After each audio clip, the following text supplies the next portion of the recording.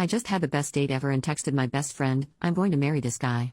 Then realized I accidentally sent it to him. This happened like 10 minutes ago, and I'm not exaggerating when I say I am dying. Seriously, Holy Ghost, just take me now.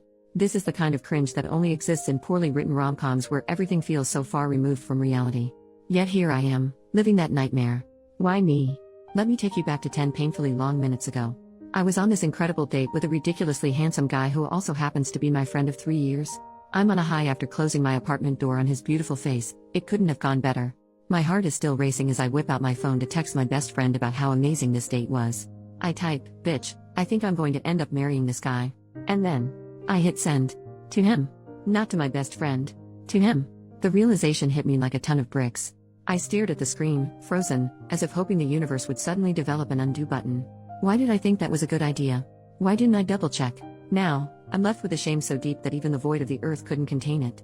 Do you think there's a void big enough to hold all this misery? Because I could really use it right about now. Or better yet, can I just make a quick pact with the devil? I'd only need to rewind time by 10 minutes. That's it. Is that really too much to ask? Because right now, literal and metaphorical death feels like the only escape from this level of embarrassment. I'm sprawled across the floor of my library, staring blankly at the ceiling. There's a good chance I might stay here forever. This is where I live now, in a perpetual state of mortification. Bitch, I owe you an update, okay? So good news first, there's only so much ceiling staring you can do before pure boredom sets in. At some point, the urge to scream fuck at the top of your lungs fades, and you have to get on with life. Bad news? You all did me dirty. My little text mishap blew up on the front page and somehow ended up on a famous Portuguese radio show this morning. Yeah, cool. Now, let's get to the juicy part, the love update. Right after my little text blunder, I panicked and shot him another text, not meant for you. With a crying emoji because, obviously, I needed to try and save some face.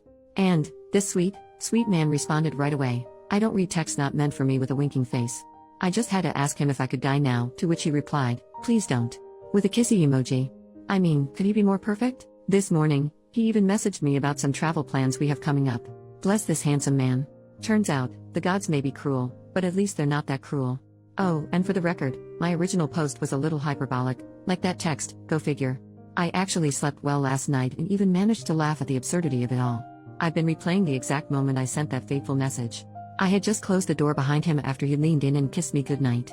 I stood there, with my keys still in hand, sighed, smiled, and typed out those words. What a moment. A little background here. 2 weeks ago, he suggested we go for a walk in the park. After 3 years of friendship, I had a feeling he was finally going to open up and share his feelings. Back when we first met, I was in a serious relationship, so he'd always kept his distance respecting my boundaries. But now I was single. We sat down at the park, and he looked at me and said he had feelings for me. 3-year-long feelings. And then, under the clear night sky with about 35 stars, yes, we counted, he kissed me. Last night, I guess it was my turn to be vulnerable, even if it happened accidentally. Suddenly I kind of understand Ted from How I Met Your Mother. He was always the guy I wanted to throw my shoe at, but now, I get it. Oh, and just to clarify, when I said I was in the library, I didn't mean some Jane Austen-esque space. I'm a New Yorker. Space is a luxury I don't exactly have. Growing up as a child refugee in deep poverty, my dream was to one day own enough books to fill a dedicated spot in my home. Here's a pic of my library nook, built from vintage thrift finds, DIY projects, and a lot of patience, the library. So that's it folks. The update you've been waiting for. You know, I think I prefer this messy, unpredictable life over any rom-com plot. Update 4 years later, bitch, we got married. Okay, so here we are 4 years later, and guess what? I did end up marrying that gorgeous specimen of a man. Yep, the same guy I accidentally texted, declaring my intention to marry him seconds after our first date.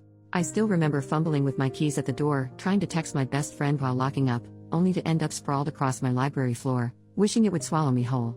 And now, I'm his wife. Life, what even are you? I thought I'd give you all an update since, in a way, you were with me through the chaos. Your hilarious comments and shared cringe stories helped me pull myself together that night and not succumb to ultimate embarrassment. And now, 3 years of pure joy later, he's still the dreamiest, kindest guy I could ever ask for. So yeah, it was kids. That's how I met your father after all.